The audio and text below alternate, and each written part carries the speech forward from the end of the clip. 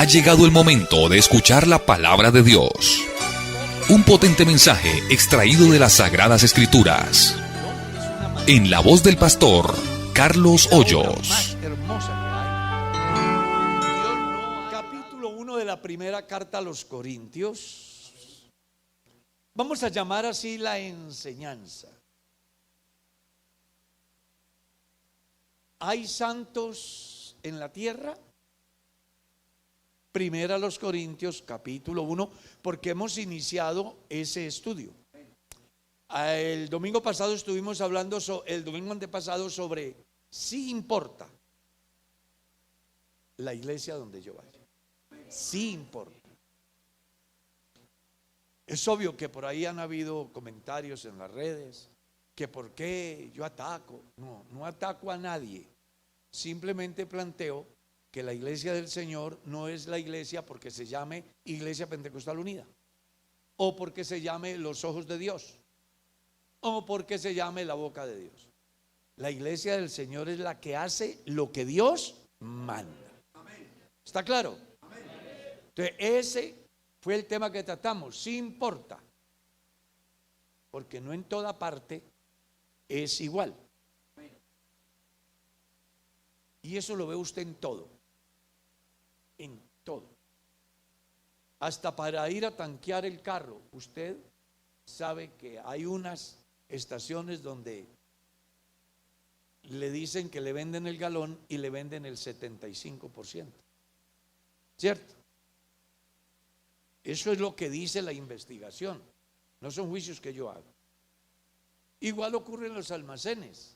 Usted va a un almacén y luego va al otro, y el artículo que era aquí de primera calidad y valía tanto, fue al otro almacén, el mismo artículo, y vale mucho más o mucho menos. Igual ocurre en esto de la fe cristiana.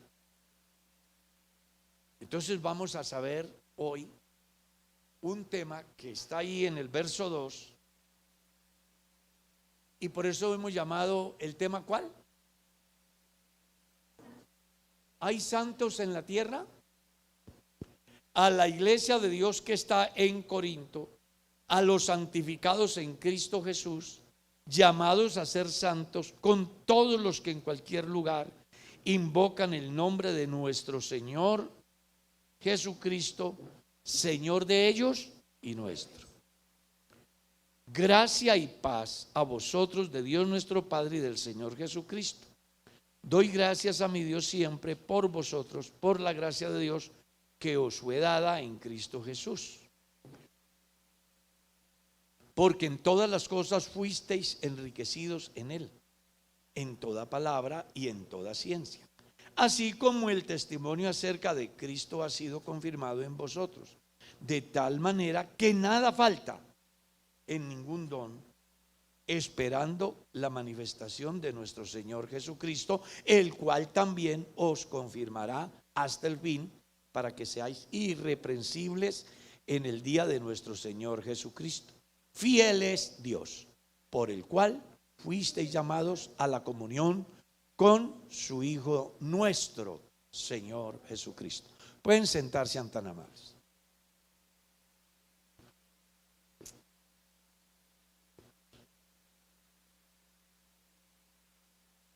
¿Recuerdan la preguntica? ¿Y usted qué cree? Pero hay que establecer las diferencias.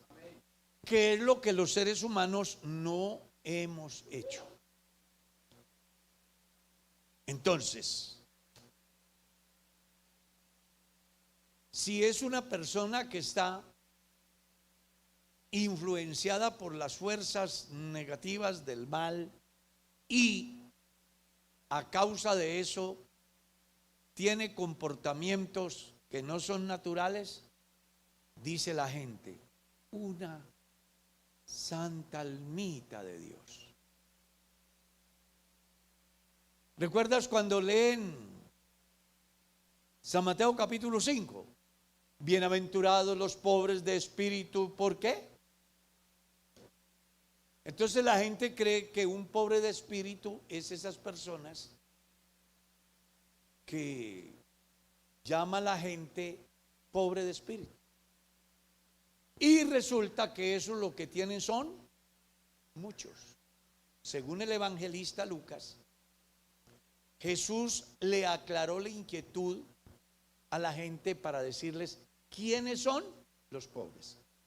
Y dijo Jesús a sus discípulos: bienaventurados vosotros los pobres de espíritu. Es decir, que los pobres de espíritu son los que tenemos uno solo. ¿Cómo es que dice el evangelio acerca de la persona reformada? Cuando el espíritu inmundo sale del hombre, se va por lugares desiertos y al no encontrar lugar para vivir, vuelve otra vez a la casa donde estaba primero y la encuentra desocupada y limpia y dice: caramba, aquí quedó sobrado. Voy y se trae otros 7 demonios peores y vienen a vivir en el hombre, y el posterior estado de ese hombre es peor que el primero. Por eso los cristianos tienen que aprender a establecer las diferencias.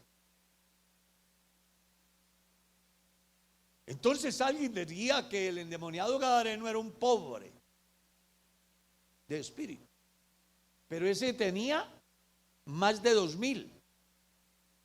Eso es lo que dice, ¿no? El demonio le decía, cuando Jesús manda a salir, ¿qué fue lo que dijo el demonio? Si nos vas a echar de aquí, déjanos ir al hato de cerdos que hay allá. Jesús le dice: ¿y cómo te llamas? Legión, porque somos. Y un hato de cerdos era 2000, como mínimo. ¿Cuántos demonios habían en ese tipo? El problema es que los demonios no se pueden meter en los cerdos, porque los cerdos no tienen moral, ni tienen conciencia, ni facultades decisorias, y por eso los descontroló y se despeñaron al mar, y hubo una crisis económica en esa familia, de tal forma que le decían a Jesús: lárguese de aquí porque va a acabar con el presupuesto. Entonces recuerde, pobre de espíritu no es ese que la gente común piensa. Pobre de espíritu es aquel que tiene un solo espíritu, que es el espíritu del Señor Jesús. Eso fue lo que Jesús le dijo a los discípulos: bienaventurados vosotros los pobres de espíritu. A esos pobres de espíritu es a los que aquí menciona la Escritura santificados y llamados a ser sanos. Entonces nosotros no creemos en los santos de papel, en los santos de yeso, en los santos de bronce, de madera, de hierro, de piedra, de oro.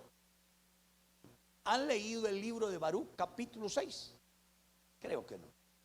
Es uno de los apócrifos que tiene la Biblia católica. En su capítulo 6 usted va a encontrar que dice: no teman a los dioses de las naciones, porque son simplemente obras de manos de hombres, y a estos los visten y los engalanan como si fueran reyes, y les colocan valiosas joyas de oro que muchas veces, no digo yo, lo dice el libro de Baruch, los sacerdotes se la roban para gastársela con las prostitutas que viven dentro de su templo. No lo digo yo. Y recuerdo esto porque por ahí en el año 72 estábamos comenzando el evangelio en un pueblito, y había un líder misionero de la Iglesia Católica, y en ese tiempo ser cristiano era firmar la pena de muerte. Así que nosotros salimos del culto y hemos subido a la plaza, y la gente se da cuenta que somos cristianos, y nos han hecho un corrillo, yo qué sé, de centenares de personas con deseos de lincharnos, y entre ellos venía el misionero. Recuerdo como si fuera hoy que conmigo iba, yo era un muchacho iba un hermano que no sé si estará vivo, yo creo que ya debe estar con Dios el hermano, porque en ese tiempo ya él era por lo menos de 50 años. Pero ese hombre sabía mucha Biblia. Ese hombre le recitaba a usted 1000 versículos de memoria ahí. Y se quedaba tranquilo. Sabía mucha Biblia. Y a él sí lo conocía el pueblo. Yo era un muchacho que iba ahí al lado del que sabía. Recuerdo que aquella vez hubo una discusión en esa plaza pública tan seria que yo creí que nos iban a matar ese día. Pero me llamó mucho la atención lo que ese hombre sabio de Dios hizo. ¿Por qué? Porque el misionero con una Biblia grande de Jerusalén, dorada, parecía oro, decía: la Biblia de ustedes es una Biblia recortada, porque la Biblia de ustedes tiene 7 libros menos. Y abuchando a la gente en contra de nosotros. Recuerdo que el hermano Jorge, llamaba Jorge Hoyos, no era familiar mío, tenía el mismo apellido, o uno nunca sabe qué pasó. Y le arrebató la Biblia al misionero de la mano. Se la arrebató y le dijo: les voy a leer lo que no dice la Biblia de los evangélicos. Y comenzó a leerles ahí. Baruch capítulo 6. La gente se quedó sin palabras. Claro, es que la gente cree que santo es todo lo que se inventa cualquier marihuanero. El cuadro llamado de la Cena del Señor se lo inventó un tipo que era gay. Lean la historia. Y la gente es tan ignorante que dice que eso es ¿qué?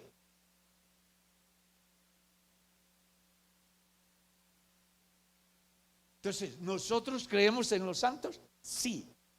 En los que comen, caminan, se cansan, se enamoran, se casan, hacen hijitos, sudan y les da pecueca.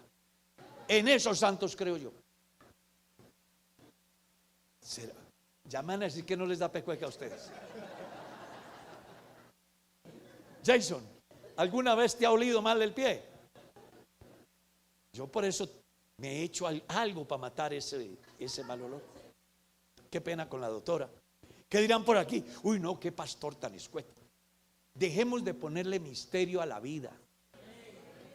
Ese es el problema, que la gente vive una doble vida. Está en una reunión de pastores y yo soy diabético y sufro de la próstata. Entonces me dio deseos de ir al baño. Perdón, pastores, tengo que ir a hacer chichi. Se quedaron aterrados. ¿Y qué? ¿Ustedes no orinan? Yo creo en esos santos que se enferman de la próstata y en esas santas que se enferman de la matriz también.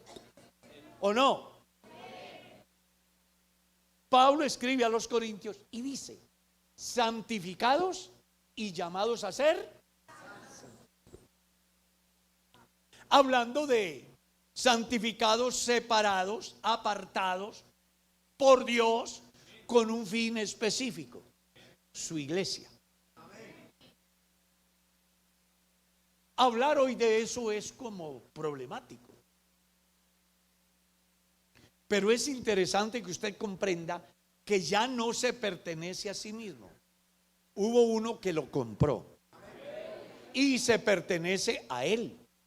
Por eso es que usted no puede decir: yo hago lo que quiera, lo que se me venga la gana. No, usted no se manda.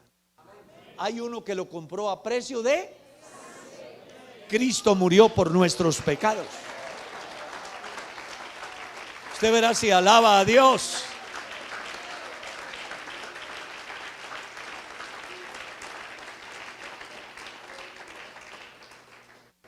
Y es muy interesante porque en las cartas siguientes, usted lee, por ejemplo, en la segunda carta del mismo apóstol a los Corintios, vuelve y menciona a los santos. Y sigue en la otra carta y vuelve y menciona a los santos. ¿A cuáles? A esos santos de carne y hueso. Porque recuerda, los santos no nacen, Los santos no se hacen en un escritorio. ¿O sí? Estaba en la universidad, en la facultad de Filosofía y Ciencias Religiosas, haciendo un doctorado en filosofía. Y recuerdo que me hablaban maravillas del líder más importante, a quien ellos llaman el Santísimo Doctor. Entonces me vine a investigar quién era ese presunto Santísimo Doctor. Y descubrí que era un criminal que abría la boca y le sabía sangre. Llamé a Monseñor y le dije: no estoy de acuerdo con lo que ustedes quieren venderle a la gente. ¿Qué pasó, reverendo? Dijo: usted me venden un personaje que era un tipo que si la gente no creía como él, había que matarlo. Pero ellos lo han vuelto ¿qué? Santo. Los santos no se hacen echando una firma. No sé si ustedes informarían acerca del cuestionamiento del caballero que se acaba de morir en Roma, cómo influyó inclusive en la tragedia de los judíos. Hermano, los santos no se hacen. Los hombres y mujeres que quieran ser santos tienen que participar de algo que no es natural, un milagro que solo Dios puede hacer a través del milagro de la regeneración, de la transformación, de un cambio de mente y en consecuencia una manera diferente de ver y de vivir. Usted verá si alaba a Dios. Entonces digamos que un santo como usted y como cualquiera persona que quiera hacerlo tiene que sufrir un proceso. Y ese proceso es un encuentro personal con Dios. Pablo, en su capítulo 1 de su primera carta, él dice: doy gracias al que me fortaleció, a Cristo Jesús, que me tuvo por fiel, poniéndome en el ministerio, habiendo sido yo antes ¿qué? Un blasfemo, un infuriador, un perseguidor, un burlador, pero fui recibido a misericordia. Y cuando uno llega a Cristo, hasta el nombre se le cambia. ¿O no? Claro. Ya no es Pablo, sino, ya no es Saulo, sino San Pablo, o el hermano Pablo, o el apóstol Pablo. Y él en su testimonio en el libro de los Hechos dice que inclusive estuvo el día en que apedrearon a Esteban. Y él dio su voto para que se hiciera eso. Pero una vez que Dios hace el milagro, la vida ¿qué? Cambia. Ahora ya no es un santo pegado de la pared o en una urna donde nadie lo toque e incapaz de defenderse. Viene el incendio, se quema. Llegó la toma de la subversión, le quitaron la mano y la cabeza y el muñeco quedó en el suelo. No pudo ni siquiera correr. No, los santos de los cuales habla la Biblia son personas de carne y hueso como usted y yo, que debemos de aprender a vivir como hijos de Dios. Por eso él dice santificados, apartados. Dios entre la multitud saca a la señora aquí, saca al caballero, saca al joven y saca a aquel viejo. Venga que los voy a poner a caminar derechitos. Y una vez que está ahí, entonces dice, son llamados a ser santos. Es decir, nos apartó. Pero el proceso a la santidad está relacionada con su propia decisión. No espere ninguno de los que están aquí que el Señor Jesús va a venir esta noche y de raíz les va a arrancar el deseo de fumar. No, pastor, es que yo estoy esperando que el Señor, si me tiene para salvación, me cambie. Dios le genera conciencia y le da voluntad, pero usted tiene que tomar la decisión. la gracia de Dios se ha manifestado para salvación a todos los hombres, enseñándoles que ¿qué? ¿Quién? ¿Dios o ellos? Ellos, nosotros. Él nos hace saber que su gracia nos alcanza y nos salva. Pero nosotros tenemos que tomar renunciar. ¿Está claro? Renunciar. Ese cuento de los marihuaneros y adictos al vicio, que es que yo caí, los ves en los buses, yo caí en esa tragedia y uno no puede salir. Le dije a uno, no me diga eso, que a usted nadie le puso un fusil en la cabeza para que se metiera un barete. Usted lo hizo voluntariamente. Su voluntad lo llevó a probar y se quedó. Párese como un hombre. Diga hoy no y punto. Si tiene el conocimiento de Dios, si tiene la conciencia de lo perjudicial que es, que no solo se afecta a él, sino a su entorno, y además las consecuencias eternas, tome la decisión. ¿O qué? ¿Alguna vez usted en la vida no ha hecho algo que estuvo malo y de pronto frena y dice, no lo vuelvo a hacer? ¿Y qué? Y no lo volvió a hacer. Claro, su conciencia le dijo, esto me lleva a un fin trágico. Que usted no es un animal, usted es un ser inteligente. Los animales actúan por instinto, usted actúa por conocimiento, usted razona.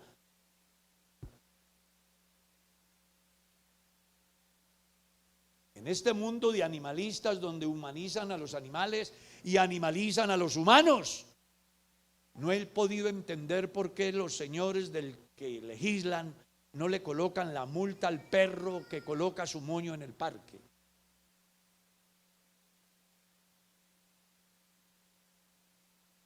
Deberían de colocárselo a él. ¿Acaso yo lo hice? Venga, ¿y por qué no se lo colocan a él? Porque no es un ser moral. No sabe establecer la diferencia entre lo bueno y lo malo. Pero usted sí sabe. ¿O no?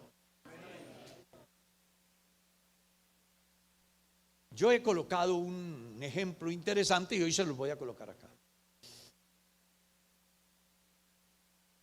Allá al frente de la casa hay una perrita piquiné. ¿Saben cuáles son? Unas que las muelitas por fuera, ese pelo largo, preciosísimo.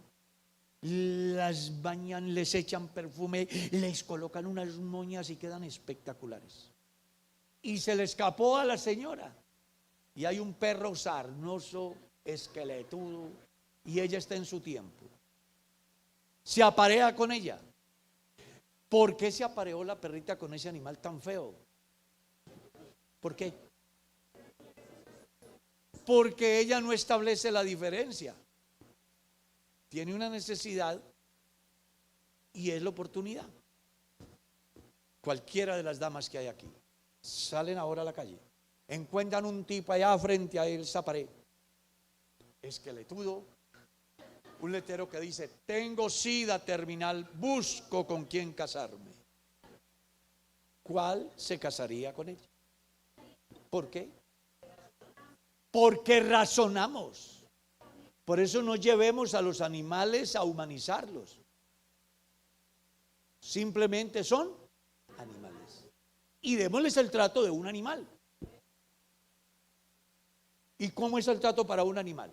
Escuchen que ya está legislado por Dios. El justo cuida de su animal, mas el impío es cruel. Entonces, los cristianos tenemos las reglas para vivir aquí sin necesidad de humanizar a los animales. Entonces recuerda, los animales no tienen responsabilidades, no tienen conciencia de lo que hacen. Usted y yo sí. Por eso en este mundo tan desarrollado, con el progresismo y el animalismo, deberían de cobrarle la multa al animal y no al otro que lo volviera un animal.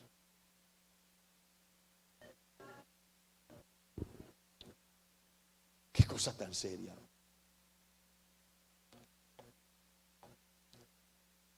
Entonces Dios habla con los que tenemos conciencia. Y para llegar a la excelencia, a la perfección en la santidad, hay un recorrido. Mis ojos pondré en los pieles de la tierra para que estén conmigo. El que ande, este me seguirá. El que sea santo, santifíquese más. Porque la santidad es progresiva. La santidad parte de un punto que se llama separado. Dios lo separa. De ahí para allá, yo tengo que comenzar a quitar aquellas cosas que afectan mi relación con Dios. Quisiera fumar un cigarrillo. No, pero es que yo soy cristiano. Quisiera extender este tipo de un guarapazo, pero es que yo soy cristiano. ¿Cierto? Eso me pasó a mí. Me colocan un revólver en el pecho. La plata o te mueres. ¿Cuál plata? ¿Qué la plata? ¿Pero cuál? Y yo recostándome contra la pared porque la llevaba aquí en el bolsillo de atrás. ¿Cuál? Del banco me habían echado los cazadores. ¿Cómo es que yo voy desde Bogotá hasta Suacha y allá saben que yo tengo plata los ladrones?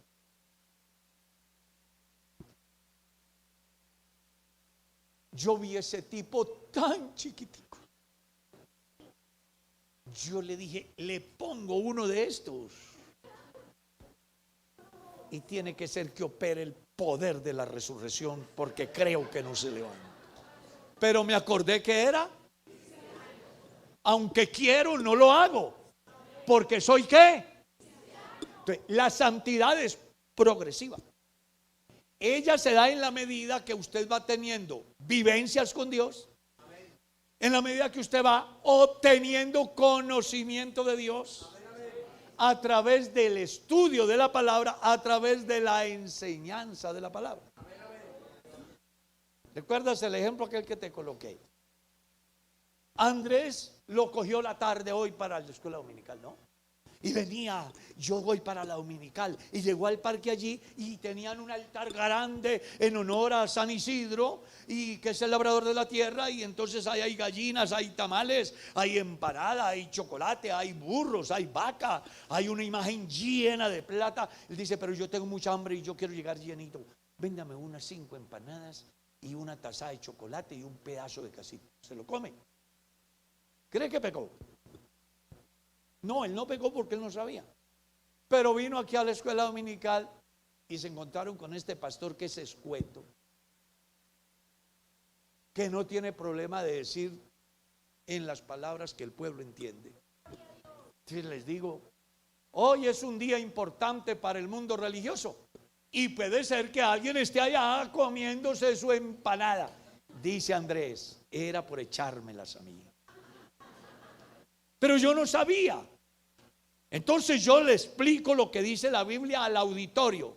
La Biblia dice que no podemos comer lo sacrificado a los ídolos, porque nosotros sabemos que según la Biblia, lo que los gentiles sacrifican a los ídolos, a los demonios lo sacrifican y no a Dios. No lo digo yo, lo dice Dios en su palabra. Entonces, ¿qué dice Andrés? Señor, yo no sabía. ¿Cree que dentro de un año él volverá a comer empanadas? ¿Qué fue lo que pasó ahí entonces? Que el conocimiento lo hizo alejar de eso. ¿Cómo es que dice la Escritura en la carta a los Corintios? Salid de medio de ellos, pueblo mío, y no toquéis lo inmundo, y yo recibiré, y seré a vosotros por padre, y vosotros me seréis por hijos, ha dicho el Señor.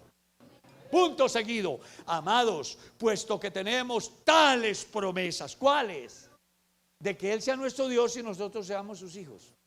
Esa promesa no la tiene cualquiera. Hubo un milagro en el camino, un encuentro con Dios.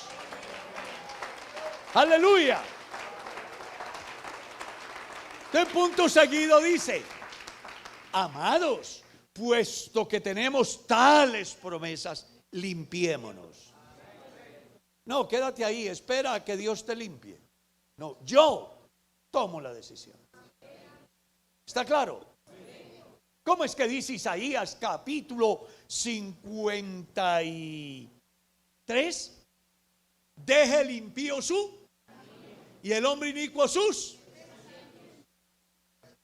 y vuélvase a Dios.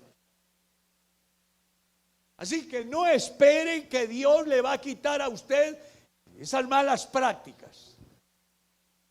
No espere que Dios le quite a usted el ver pornografía, que Dios no se lo va a quitar. No espere que Dios le quite a usted el deseo de tomarse una palacet. No espere que Dios le quite a usted el cigarrillo porque es que estoy tan angustiado y en una crisis emocional que la única salida es fumar. Eso no espere que Dios lo haga. Dios le enseña a usted qué es lo bueno y qué es lo malo. Y usted es el que tiene que. ¿Cómo ve que Jesús dijo? Escúchelo. Si alguno quiere venir en pos de mí, ¿qué? Niéguese a sí mismo. Tome su cruz. Pero ¿qué tiene que hacer el hombre? Negas. Me apasiona ese pasaje de Isaías capítulo 1. Venga y estemos a cuentas. Si vuestros pecados fueren como la grana, yo les hago una promesa. ¿Qué? Serán blancas como la lana. Y si fueren rojos como el carmesí, si fueren como el carmesí, vendrán a ser como blanca lana.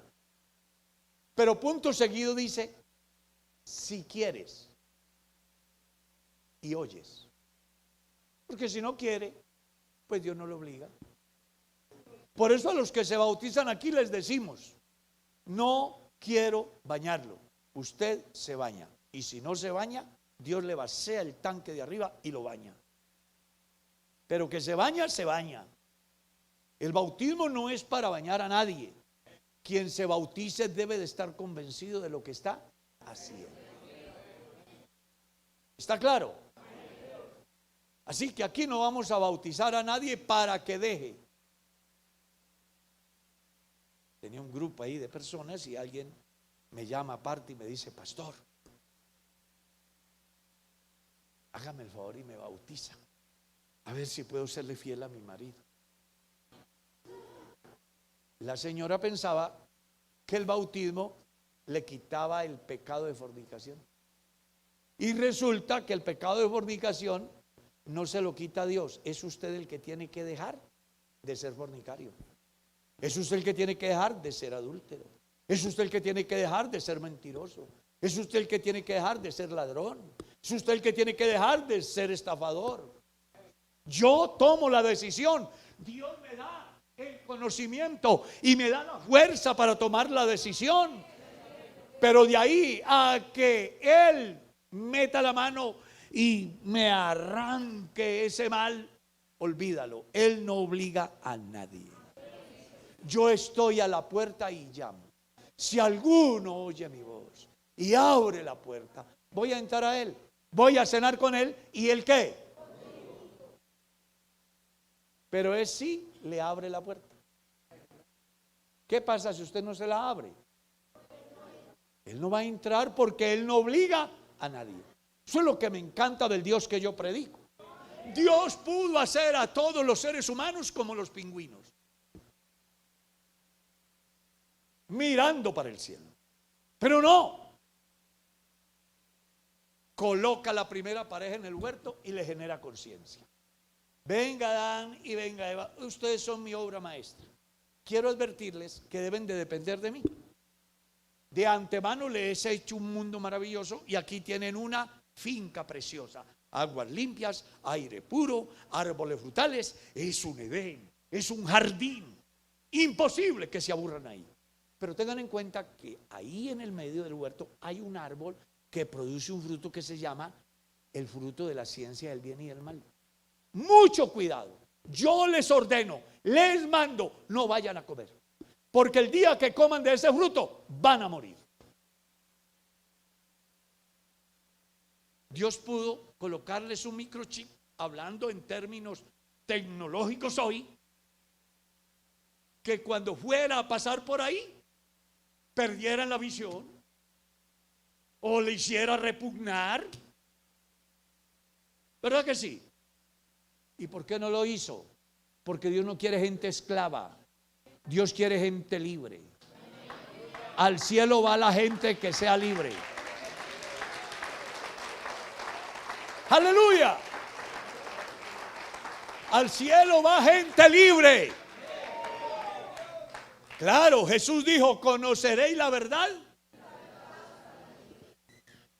Entonces Dios quiere que usted, al iniciar este proceso de la santificación, vaya entendiendo que en la medida que va avanzando, va encontrando cosas que el pecado en su mutación va trayendo como oferta, y usted, por la ley del Espíritu de vida que opera en ti, hace de que establezca la diferencia entre lo bueno y lo malo, y además tenga la voluntad y la inspiración de Dios para decir: no vale la pena perder tanto por tan poquito. Yo he tenido cualquier cantidad de oportunidades para pecar, pero entonces, antes de pecar, uno debe de pensar: ¿qué gano y qué pierdo? ¿Cierto? Si uno tiene que ser muy mal negociante. Tengo un Toyota 0 kilómetros y me venden un Renault 6 modelo 72. Está lleno de moho. La silletería está podrida. Tengo la posibilidad de mi Toyota o la posibilidad del Renault. ¿Será que yo me subo en ese Renault? ¿Y por qué no me subo? Establezco la diferencia. Si me monto en este Toyota voy bien, pero en este ni prende. Cuando el diablo te hace la oferta, tienes que pensar las bondades o las no bondades. He dicho más de una vez, cuando yo voy a dar un paso, debo de pensar: ¿qué gano si lo doy? ¿Qué pierdo si no lo doy?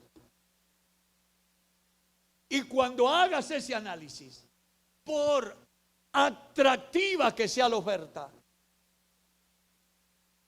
usted establecerá la diferencia y hará lo que hicieron los hombres de Dios, que cuando miraron las ofertas del mundo halagüeñas y atractivas y la compararon con lo que Dios les dio, dijeron: yo prefiero ir al martirio.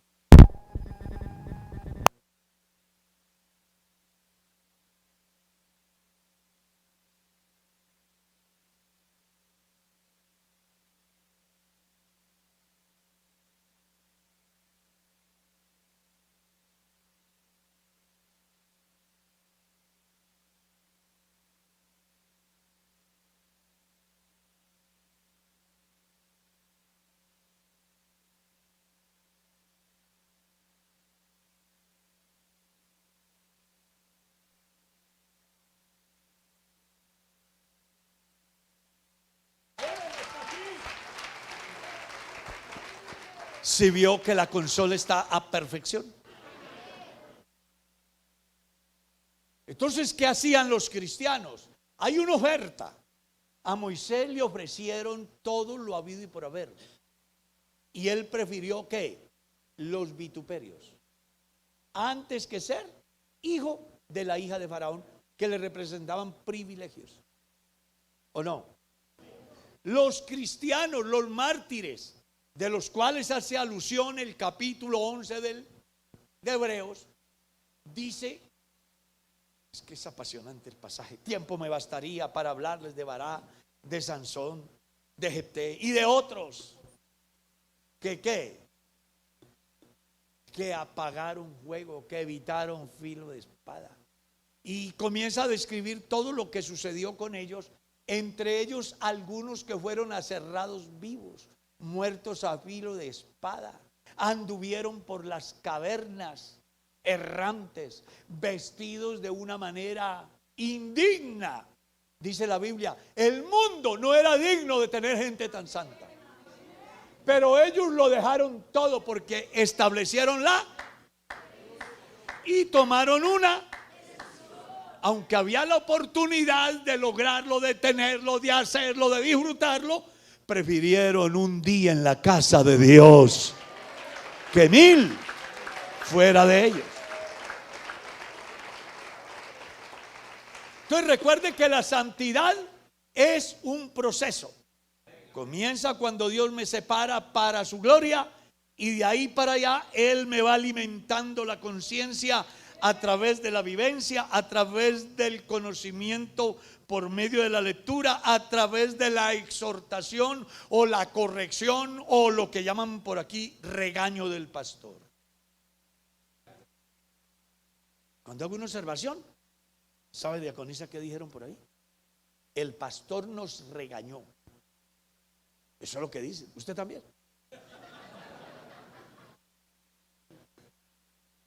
Bueno, Dios utiliza todas esas herramientas para que nos vayamos metiendo por el camino. ¿Cómo es que dice la Escritura? El pueblo sin ley se desenfrena. Así dice, ¿no?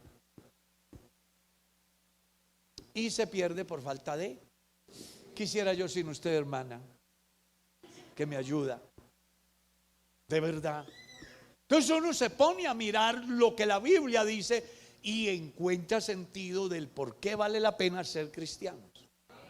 Y encuentra la razón del por qué está escrito: sed santos como yo soy santo.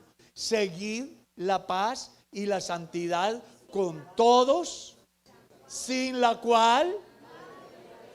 Ay, no, qué pereza uno ser evangélico. No puede tomarse los guarilaques, ni puede tener chicas, ni puede pasarlo bien bacano, ni pegarse sus golpecitos. No, qué pereza eso, qué aburridor es la vida de los cristianos. Uy, no, esas mujeres pálidas, mechudas, con esas faldas largas, no se organizan. Y algunas hasta le creen el cuento al diablo. ¿Cierto? Había una hermana en la iglesia que era una excelente hermana, pero su marido le veía diciendo: ay, no, qué pereza, usted con esa falda larga parece una montañera, usted que no se organiza, que no le gusta ir a fiestas conmigo. Y entonces ella un día tomó la decisión de ponerse su minifalda, de maquillarse, de motilarse para agradar a su marido. Y se fue para el baile y la dejó en el rincón. Regresó a la iglesia llorando. Todo lo que perdí por agradar a un hombre. Usted no está aquí para agradar a nadie. Hay uno a quien debe de agradar. Aclaro, hago la aclaración. Agradar en aquello que afecta su integridad, su moral, sus valores, sus principios. Final. Ella llegó a la conclusión de que era una estrategia ¿de quién? Del enemigo. Y eso es lo que le pasa a muchos cristianos, que el diablo les hace ver que son horribles, que son... En eso sí no me ha podido ganar el diablo a mí. Me miro en el espejo y digo: ¡qué belleza! Las manos del Altísimo me hicieron, y el soplo del Omnipotente me dio vida.